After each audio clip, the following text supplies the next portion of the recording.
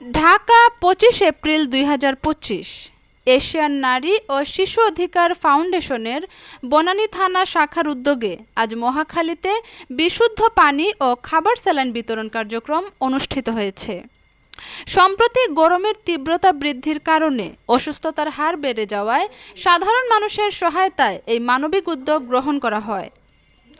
ফাউন্ডেশনের নেতৃবৃন্দ জানান, প্রখর রোদ ও তাপদাহের কারণে কর্মজীবী মানুষসহ পথচারীদের মাঝে পানিশূন্যতা দেখা দিচ্ছে। তাই সাধারণ মানুষের পাশে দাঁড়াতেই এই কার্যক্রম হাতে নেওয়া হয়েছে। উক্ত আয়োজনে স্থানীয় জনসাধারণ স্বতঃস্ফূর্তভাবে অংশগ্রহণ করেন এবং ফাউন্ডেশনের এমন উদ্যোগকে সাধুবাদ জানান। ফাউন্ডেশনের পক্ষ থেকে জানানো হয়, ভবিষ্যতেও এ ধরনের জনসেবামূলক কার্যক্রম অব্যাহত থাকবে।